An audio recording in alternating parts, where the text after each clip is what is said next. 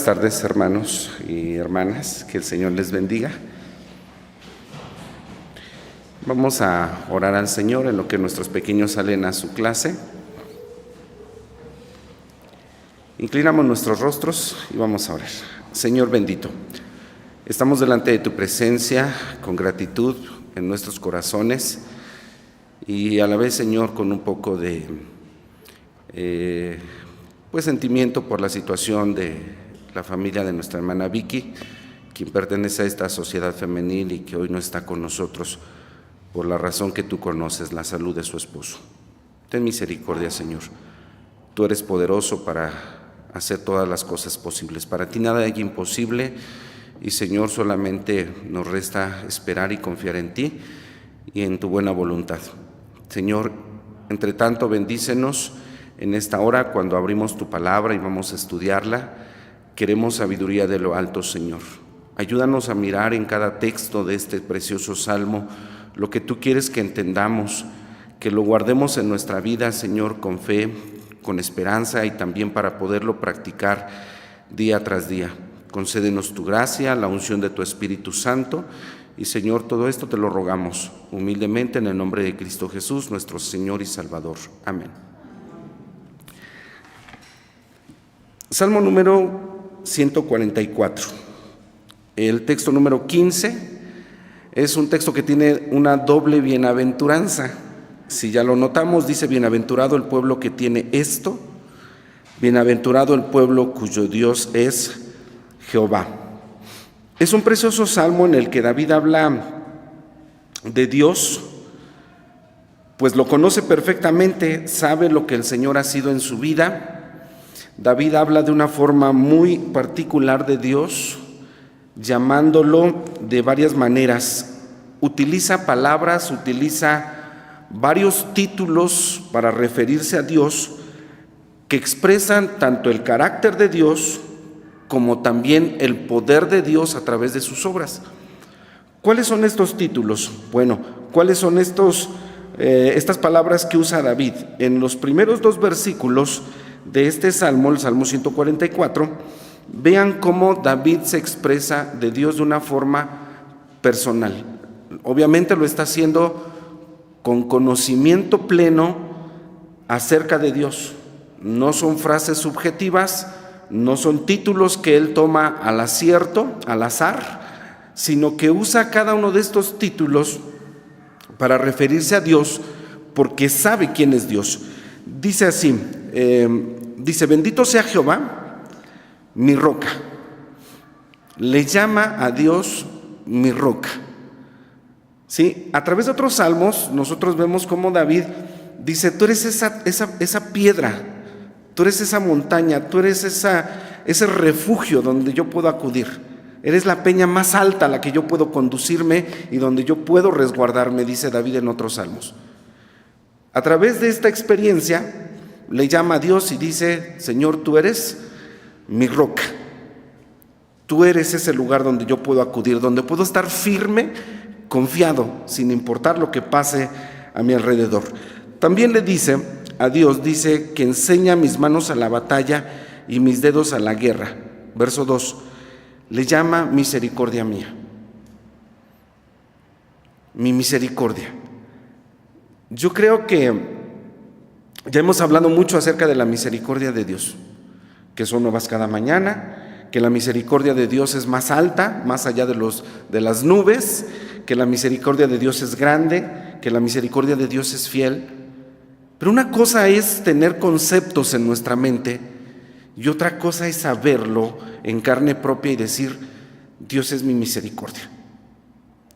He sido el objeto de la misericordia de Dios y eso lo sabe David perfectamente a través de todos los episodios de su vida.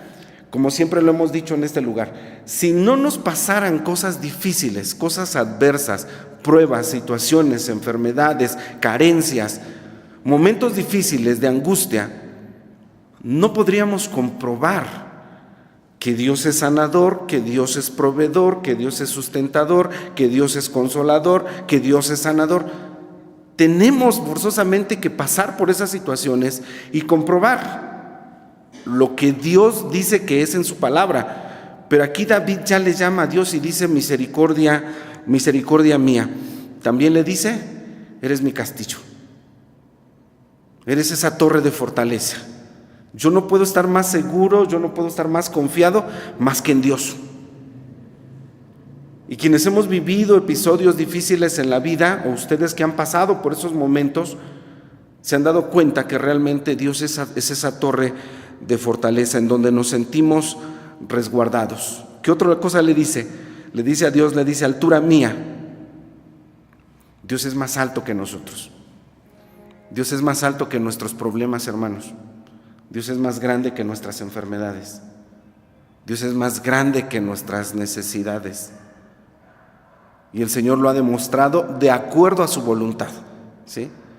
De acuerdo a su voluntad, el Señor ha mostrado en nuestras vidas esto. El Señor es mucho más alto, más allá de nuestros problemas. Y David, en sus tantas guerras que enfrentó, porque era un hombre de guerra, él sabía que Dios estaba con él, que Dios era más grande que cualquier situación que él pudiese enfrentar.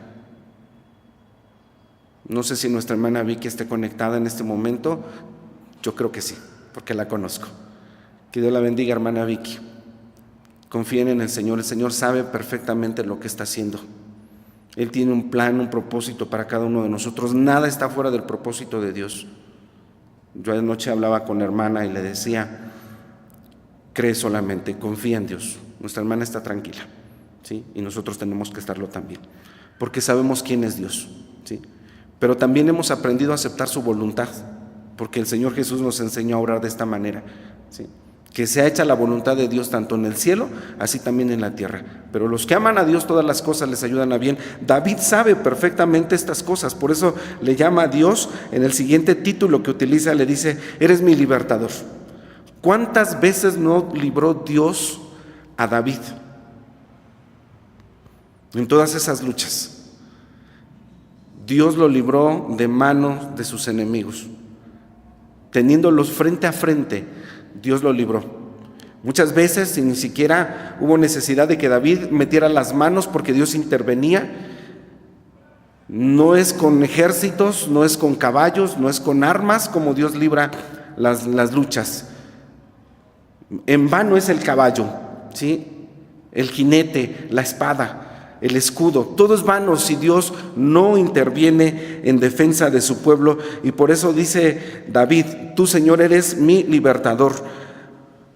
Continúa diciendo de Dios, dice: eres escudo mío en quien he confiado. Fíjense cómo en 2 versículos usa todos estos títulos para referirse a Dios. Y no son todos, porque Dios es todo en nuestras vidas. ¿Qué no podríamos decir de Dios? Creo que todo esto lo engloba David en el Salmo número 23, cuando dice confiadamente: Jehová es mi pastor, nada me faltará. Vean cómo un hombre que conoce a Dios, que sabe quién es Dios, que ha experimentado el poder de Dios, puede expresarse de esta manera. Y a través de las experiencias difíciles en nuestra vida es como conocemos a Dios, ¿sí? Solamente así hemos podido experimentar el poder de Dios. Ya sea en nuestras vidas o en la vida de nuestros hermanos, hemos visto cómo el Señor obra maravillosamente. Y grandes cosas ha hecho Jehová con nosotros. En nuestra iglesia hemos visto milagros grandes de Dios, ¿sí? Dios nos ha puesto a orar a veces por un solo motivo, por una sola hermano o hermana que esté enferma, y el Señor ha escuchado nuestras oraciones. Y lo que para nosotros a veces parecía imposible, Dios lo ha hecho posible. Y como predicaba el domingo, creer en esperanza contra esperanza, cuando ya no hay esperanza, hermanos, ahí es donde Dios muestra su poder. Dios le dice al apóstol Pablo cuando está en su enfermedad, ¿sí? Cuando él había rogado que Dios quitara el aguijón de su carne, le dice: no, Pablo, bástate mi gracia. Y eso para nosotros también es suficiente. Cuando Dios dice no, su gracia es suficiente. Pero le dice el Señor a Pablo: mi poder en tu debilidad se perfecciona. Ese es nuestro Dios. Es el Dios que está con nosotros. ¿Lo conoces? ¿Lo has experimentado o solamente tenemos teoría? Hermanos, a través de la experiencia es como se conoce a Dios. Y David, aquí está hablando de Dios, utilizando todos estos títulos. Eres mi misericordia, mi castillo, eres mi altura, mi libertador. Dios es todo en nuestras vidas. Por eso cuando Pablo dice que si Dios está con nosotros, díganme, ¿quién contra nosotros? ¿Qué puede estar contra nosotros si Dios está en medio de su pueblo?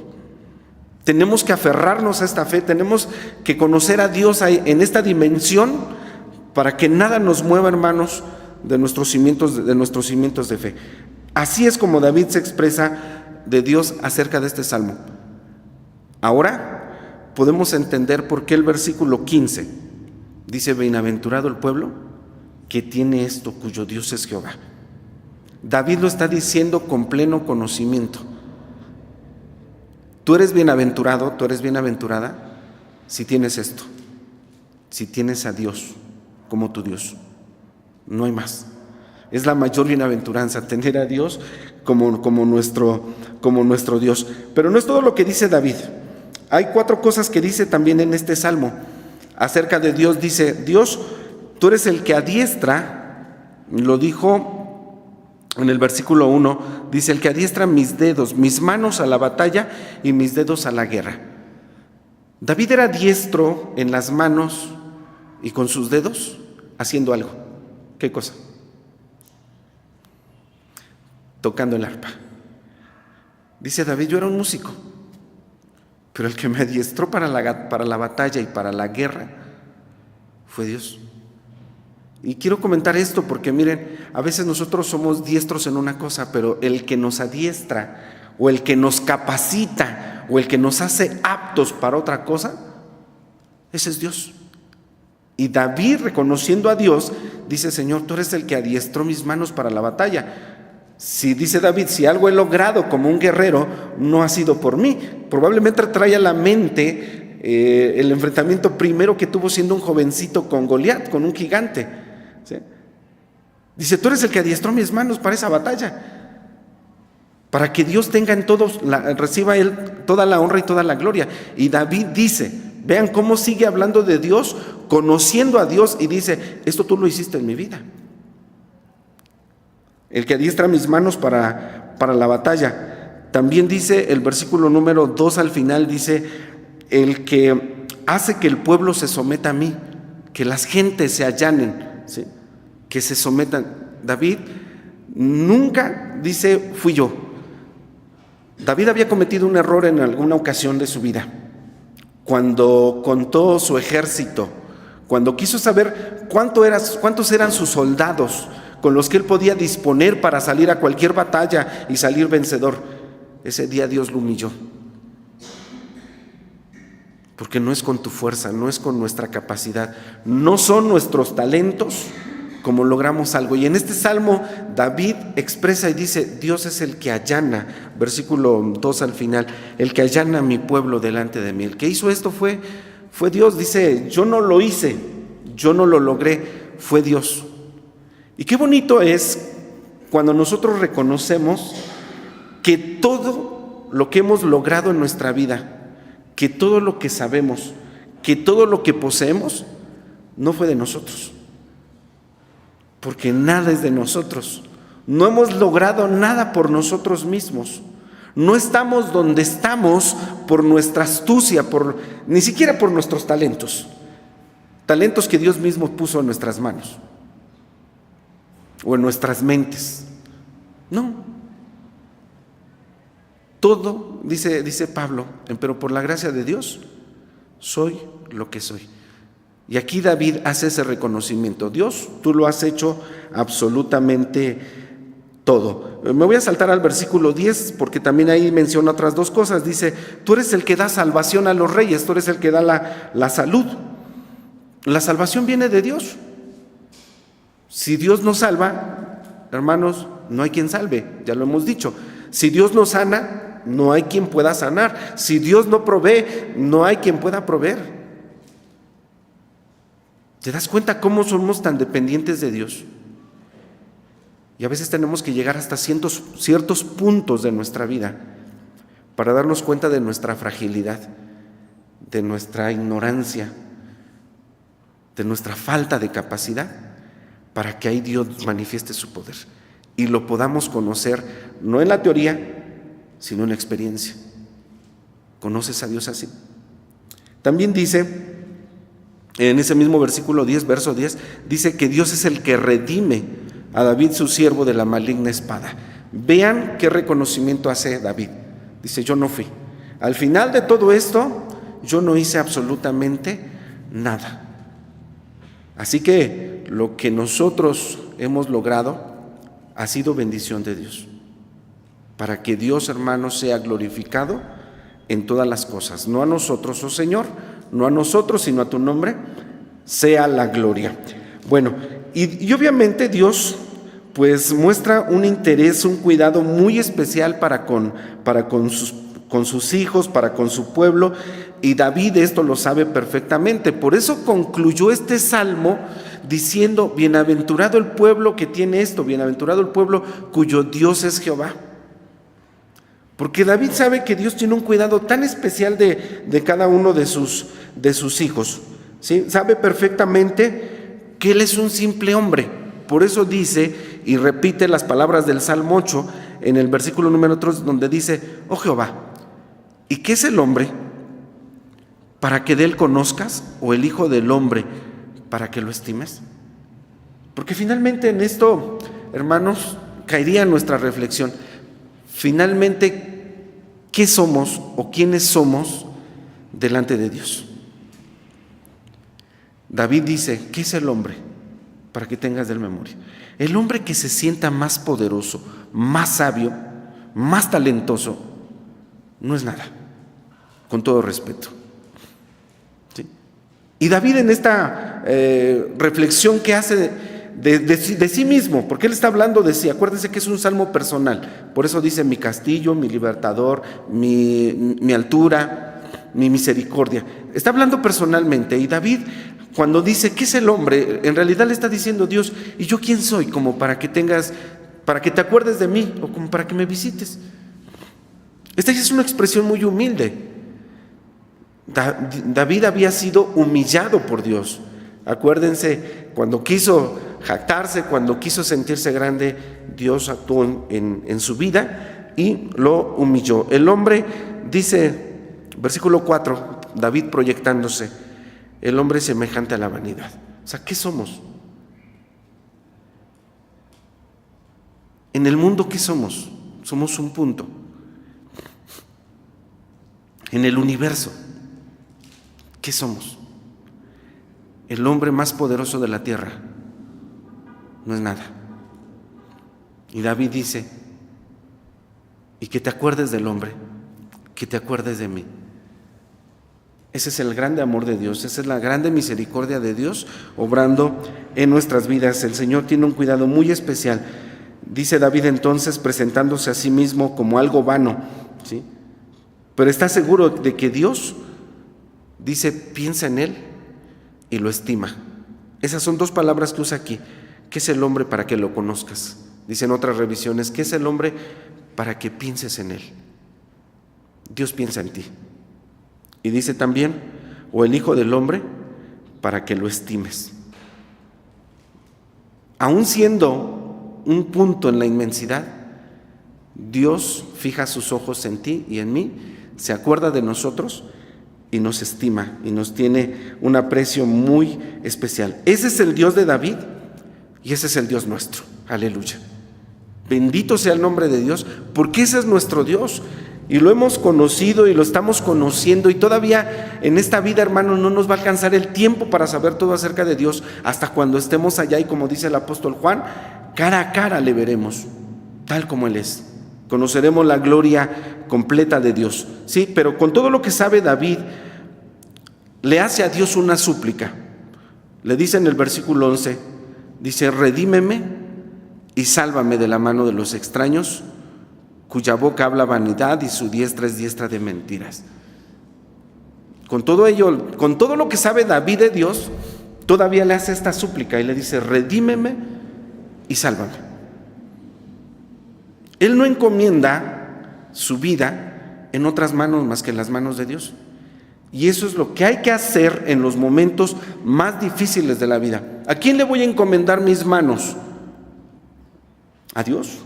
En el tiempo de la enfermedad, solamente en Dios. En el tiempo de la carencia, solamente en Dios. En las manos de Dios estamos seguros. Y esta es la súplica que hace David, ¿sí? Y pide, a partir del versículo 12 hasta el 14, pide por 4 áreas de su vida que yo creo que son importantes también para nosotros, ¿sí? ¿Cuáles son esas áreas? En el versículo 12 pide por su hogar. En el versículo 13 pide por su economía y su sustento. En el versículo 14, la primera parte pide por su trabajo, y en la segunda parte pide por la seguridad y por su protección. Aún sabiendo tantas cosas de Dios, David le dice a Dios, versículo 12, le pide que nuestros hijos sean como plantas crecidas en su juventud, nuestras hijas como las esquinas labradas a manera de las de un palacio. Pide por su hogar, pide por sus hijos. David dice, no solamente mi vida, no solamente mi salvación, ahora pide por sus hijos. Y eso es lo que nosotros también tenemos que hacer, pedir por nuestras familias, por nuestros hijos. Versículo 13, ahora pide por su economía, dice que nuestros graneros estén llenos, provistos de toda suerte de grano, nuestros ganados que paran a millares y 10 millares en nuestras plazas. No está mal pedir, aún sabiendo que Dios, hermanos, sabe, como dijo el Señor Jesucristo en el Sermón del Monte, cuando les habló a los suyos, les dijo, miren, no se afanen por el día de mañana, no se preocupen qué van a comer, qué van a vestir. Las aves de los cielos no trabajan, no hilan, no almacenan en alfolíes, pero Dios las sustenta. Ustedes busquen primero el reino de Dios y su justicia, y nuestro Padre Dios proveerá todas estas cosas, las pondrá por añadidura, porque de todas estas cosas Dios sabe que tenéis necesidad. El Señor está pendiente, como Padre amoroso, de cada uno de sus hijos.